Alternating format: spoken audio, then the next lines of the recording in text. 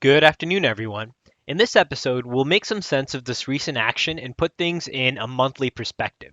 I've found that a lot of people, it seems like, have been overreacting both on this move down that we've had in this past week, along with this most recent move up, right? And if we look at it in a monthly perspective, it starts to really give us a better idea of the way things are currently at in the marketplace in terms of pullbacks, interesting levels that price action has pulled back to, and so on.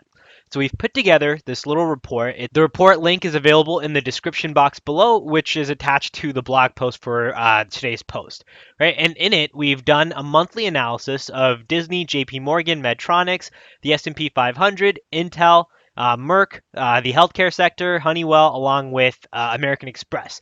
And you can go ahead and do the same process on whichever tickers you might be looking at, but particularly the way to read this is the price at which time this chart was made, which is really outdated with the way price has been moving all day. So they'll likely be much higher than these prices than what our monthly market pulse indicator is currently showing. And across the board, you can see it's all acceleration. Our weekly pulse is showing which markets have gone into distribution mode. And so this also helps you figure out some of the stronger markets, right? So Medtronics has both acceleration on the monthly and the weekly. SPY, same thing, despite our most recent downfall.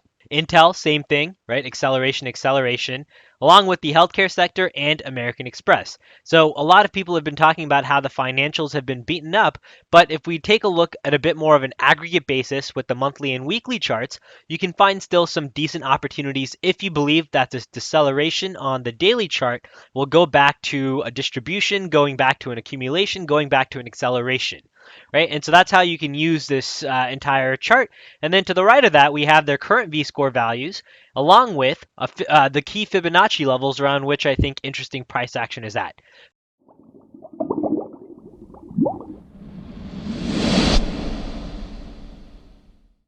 So now let's get to our charts.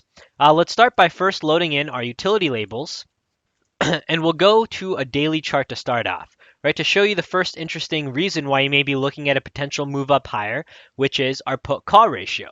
So our put call ratio has now given us that bullish sign, which we haven't seen in a very long time, but it's now giving us a positive 1 value, which suggests that there's way too many puts out there in the market, suggesting an overall rally. Right, so that's the way to read the put call ratio. Now, of course, it could stay above 1 for a few days, for just today, for a few weeks, right? That there's no telling about that, but this now starts to give you a reason to start to be a bit more bullish.